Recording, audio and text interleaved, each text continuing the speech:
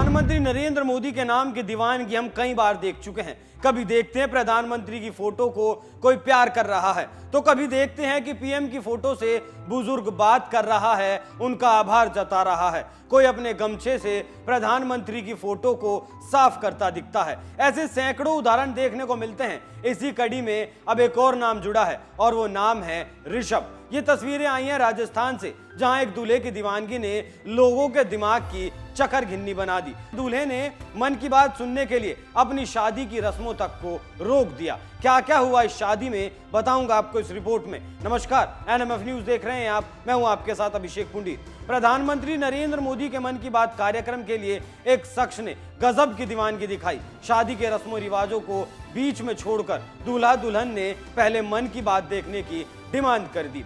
ऐसे में परिवार के लोगों ने शादी में लगाई गई एलईडी प्रोजेक्टर पर मन की बात शुरू कर दी। कुछ ही देर में पंडाल में मौजूद सभी लोग भी शादी कार्यक्रम को भूलकर मन की बात देखने में जुट गए। दरअसल भीलवाड़ा शहर के एक रिसोर्ट में पोरवाल परिवार का शादी समारोह था। कार्यक्रम में दूल्हा ऋषभ और दुल्हन अंजलि की शादी की रस्मों को निभाया जा रहा था। ऐसे में रस्मों के दौरान प्रधानमंत्री नरेंद्र मोदी की मन की बात कार्यक्रम का भी वक्त हो चला। दोनों ने अपने परिवार वालों से मन की बात देखने की डिमांड की। इस पर दूल्हा दुल्हन समेत शादी में आए सभी लोगों को एलईडी पर कार्यक्रम दिखाना शुरू किया गया। दूल्हे ऋषभ और अंजलि ने बताया कि दोनों ने प्रधानमंत्री मोदी की मन की बात के 99 भागों को देखा है। 100वें भाग के दिन उनकी शादी हो रही थी, तो ऐसे में इस पल को यादगार बनाने के लिए उन्होंने शादी के बीच ही मन की बात को देखना शुरू कर दिया। दोनों ने बताया जब दोनों ने 99 भाग मन की बात के देखे हैं तो फिर वो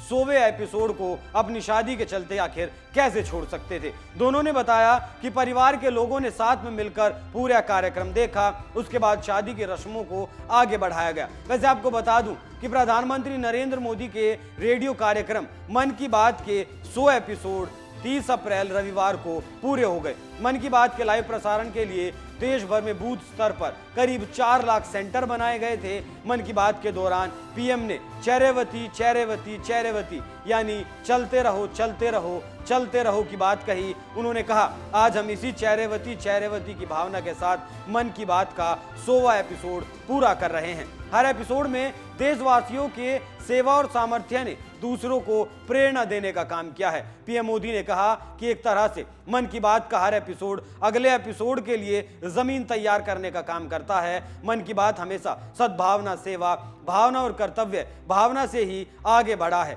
मेरा अटूट विश्वास है कि सामूहिक प्रयास से बड़े और ज्यादा बड़े बदलावों को लाया जा सकता है। और क्या कहा प्रधानमंत्री मोदी ने, आप खुद सुनिए। वो वाकई बहुत सराहनीय है। नेशनल एजुकेशन पॉलिसी हो या क्षेत्रीय भाषा में पढ़ाई का विकल्प हो, एजुकेशन में टेक्नोलॉजी इंटीग्रेशन हो, आपको ऐसे अनेक प्रयास देखने को मिलेंगे। वर्षों पहले गुजरात में बेहतर शिक्षा देने और ड्रॉप आउट रेट्स को कम करने के लिए गुणोत्सव और शाला प्रवेश उत्सव जैसे कार्यक्रम जन भागीदारी की एक अद्भुत मिसाल बन गए थे।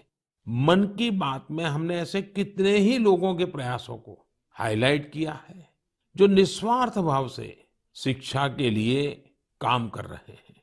आपको याद होगा एक बार हमने ओडिशा में ठेले पर चाय बेचने वाले स्वर्गीय डी प्रकाश राव जी के बारे में चर्चा की थी, जो गरीब बच्चों को पढ़ाने के मिशन में लगे हुए थे।